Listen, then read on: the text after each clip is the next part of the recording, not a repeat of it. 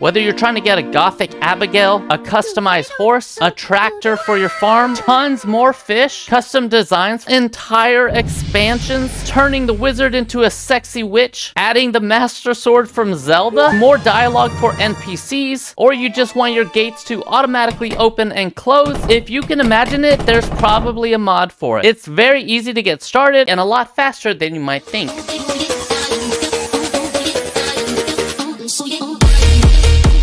So first things first, we're gonna need the mod loader for Stardew Valley, which is called SMAPI. We're gonna download and install this program, but first you need to create an account. After you do that, come back here and hit manual download, then hit slow download. It's gonna download the file. Navigate to wherever your downloads are. Right click that file and hit extract all. You can extract this wherever you want. I'm gonna extract mine in downloads. Hit extract. Now to install it, we're gonna open up that folder, click the next one inside, and here we see the installer files. We're going to click on the Windows one. Open that. It's going to open up a terminal prompt. Now it's going to detect where we have Stardew Valley installed by itself. You can see that I have Stardew Valley under the Steam client as well as the GOG client. We'll go ahead and install it on the Steam client for now. We're going to press 1 and press enter. It'll ask us if we want to install or uninstall. We're going to press 1 and press enter, and then it'll install it. Super easy to do. So we're going to select this entire line, press Control C to copy, open up Steam. Underneath library over here, we're going to find Stardew Valley, and then we're going to right click it and go to properties. This is where we're going to put those launch options. So just click in there and press Control V to paste. There we go. So click outside of it to save and press exit. So I'm going to open it up one more time, and this time I'm going to install it for my GOG client. Go ahead and open up Notepad, paste in this exact line, and then hit File, Save As. We're going to navigate to our GOG Galaxy Stardew Valley folder, and we're going to hit Save As Type, hit All Files, and just name it start.bat. Hit save, go into GOG, and then go into the configurable settings and hit manage installation, and then hit configure. Click on features right here, and if it's not already, we're going to enable the custom executables argument, then hit add another argument. Go back into the GOG Galaxy Stardew Valley folder and click on that start.bat file. Scroll down and enable the radio button here for the default executable and hit OK. Now all we need to know is where our mod files are. Unless you install them in a different location, which again, we can just run that SMAPI installer and it'll automatically detect where Stardew Valley is. Then it'll be in your program 86 files. So in there, under our local drive, go ahead and open up Steam, then click on Steam Apps, then click on Common, then click on Stardew Valley. This mods folder right here, this is all you need to know. As long as you know where this folder is, then you are good to go. And to make it even easier, you can right click it and hit Pin to Start or Quick Access. Open up the mods folder. This is just some basic stuff that came with SMAPI, but this is where we put all of our mods in. This one is for the Steam client. If you're using GOG, then you would do the exact same thing. Go to Program Files, GOG Galaxy, Games, and then Stardew Valley. And then here's their mod file. Now we just need to download the mods we want. I'll mod my Steam client, but the process is exactly the same for GOG Galaxy. We're going to head to nexusmods.com, a very popular mods website. Let's get 2 very popular mods I'm sure you want anyways, but feel free to follow along with the mod of your choice. The first mod we're going to get is called Lookup Anything. We can see that Lookup Anything is one of the most popular mods. This mod lets us hover our mouse over, well, anything, and if we press the F1 key while doing so, it'll show us a page with everything that has to do with that thing. So the first thing I'm going to do with this mod page is just go through the description and see what it does. Alright, so let's say we are sold on this mod, which you should be. You can download all of your mods up here by clicking on manual here. Now here is where it's going to tell us if we need additional mods. This one just requires SMAPI, which you already got. So we're going to hit download here and then hit slow download unless you decide to become a premium member later, which is awesome to support the developers. It'll start the download up here and it just finished. We're going to open up the location for it, and here we can see the mod. So we're going to click on this and either hit extract all or right click and hit extract all there. And now we want to put it in our mods folder. So I'm going to hit browse and I'm going to find that mods folder, put that there. We'll hit show extracted files when complete and hit extract. And we can see that we do have the Lookup Anything mod right here. Now let's exit out and let's test this out. So let's open up Steam. Always check out the SMAPI terminal. It's saying that Lookup Anything is here. Now this terminal will run in the background while we play the game. This takes care of all of our mods. It'll tell you exactly what needs to be updated or if there's any issues in the future. So all we do is hover over something and hit F1. It shows us every single thing about Abigail that we would want to know. Oh, let's fix that.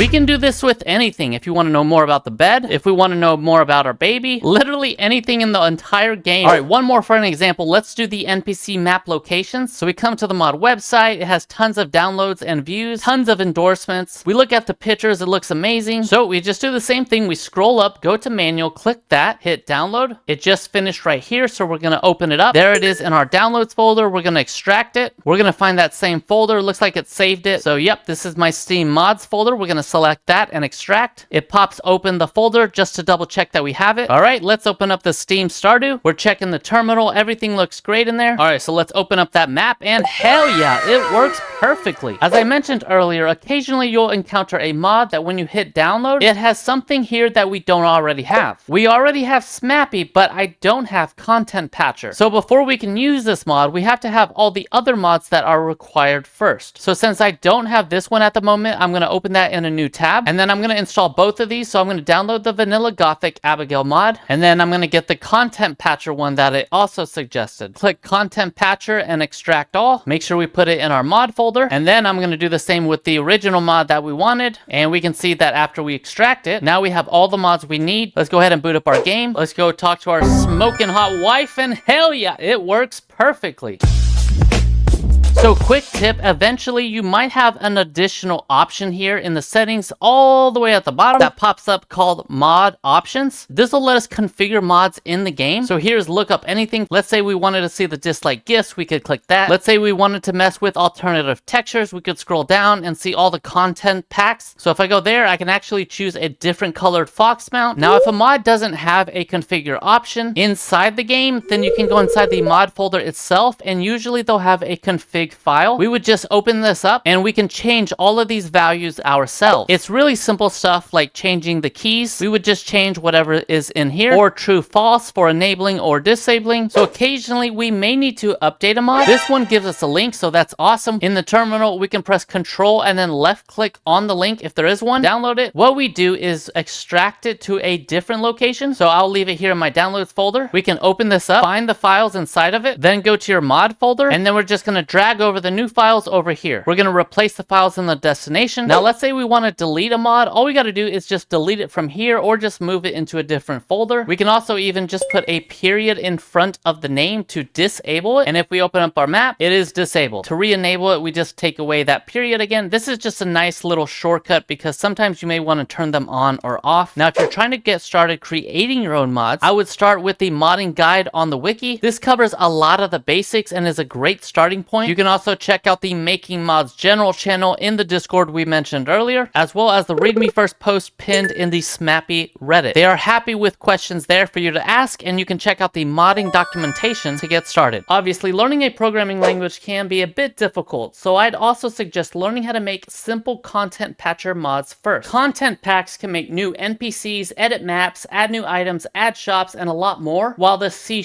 mods can change fundamental game mechanics. But with content packs, you don't need to learn how to program in C#, and you're going to want to know how to use those anyways eventually. If you're trying to play multiplayer games, don't worry, you can still play with mods, but just make sure that every player has the same mods. There are a couple that you can get away with, like cosmetic mods. Usually they'll tell you if it works in multiplayer in the mod page descriptions, but in general, your mod list should match exactly. WoW expansions are easily one of the best type of mods out there, and I highly encourage them. If you haven't already beat vanilla and know the lore and characters, try to hold off on them for now. Most will encourage you to at least play through vanilla before even touching mods in general, but if you really can't wait, at least try to hold off on the expansion mods until you beat the base game. Nexus Mods is not the only website. There's also the official Stardew Valley forums. This has some really cool mods, and you can get help here as well. There's also a recommendation mod list on GitHub. This has a lot of great references and actually is where I started. So if you wanted quality of life stuff, there's all kinds of cool stuff like that AutoGate I was talking about. Chucklefish forums, those are pretty cool. The Chucklefish mods. ModDrop has a lot of good sections, and they also have a newest mods and highest rated mods. Whether you're asking if something exists already that you have an idea for, or you just want to make friends or see what's trending, the Stardew Discord is a great starting place. There's a ton of amazing people, but specifically there is a modded farmers channel. This is a great general place to talk about mods. There are other specific modded channels like modded game support, which is where you would ask for technical help. There's also of course, a specific wiki page on modding, compatibility, and a troubleshooting guide. Don't forget there's an entire community devoted to SMAPI modding. Sometimes mods can stop being maintained, or maybe they're broken at the moment, but they are being fixed. So on the SMAPI webpage, there is a mod compatibility site that shows you updated mods and where to find them if you can't find one. If you're wanting to create your own ideas for mods, you can do it at github.com/StardewModders. All you gotta do is sign up for a GitHub account and then go to the ideas page and click next issue. If you find you need help with a certain mod, you may have to use the SMAPI Log Parser. All you gotta do is press the Windows and R button at the same time. It's gonna pull up this little run box right here, and then we just paste in this text exactly, press OK, and then it'll automatically open your error logs. It'll tell you what to do next. Normally we would have a crash.txt file. For me, I just have this SMAPI latest.txt file, so we just click that and drag it into the box, hit save and parse log, and there we go. So we would just right click this and copy it, and then we can share that with anyone that asks for a log if they need it. If you change your mind later about SMAPI, you can always uninstall later, download the installer again if you misplaced it, and right here it'll present us with an uninstall option. So I'm going to go ahead and uninstall SMAPI for my GOG client. We're going to hit 2 and press enter, and it'll tell us what do we want to do. So I'll go ahead and hit 2, which is uninstall SMAPI. We do have to clear the launch options, go back into the GOG client, go into the settings stuff, go into the configure button here, and remember earlier we added this link down here, so all we would do is click this, remove executable, and we're back to where we started. Hit OK. You'll see the game is completely the same, nothing has changed, and we have our entire base game. For Steam, we would do the exact same process, only when we open the Steam client, we would right click the game, hit properties, and just clear out anything here that we put in the launch options. Whether you're modding or not, it's good to occasionally back up your save file. Press the Windows and then R key, type or paste this exact text, and press OK. It's going to open up where our save file is. The folder with your farm name is your save file. Go ahead and right click it and hit compress to zip file. Press enter, and this is our backup save file. Put this save file in a couple safe locations, and if anything ever happens to our original save file, like it gets corrupted or deleted or something like that, we can just download or move over that save file, right click it, extract it wherever. I'm going to leave it in my downloads folder, double click it once, and then this is the folder that we'll want to drag back into our original save file location. There are some older mods called XNB mods. These mods will have some files inside of them with a .xnb extension. These mods should be avoided, and they are not recommended. They can be either hard to install or remove, can conflict with each other, and have lots of limitations. Modding is one of the coolest aspects of this game, but you also have to remember with great power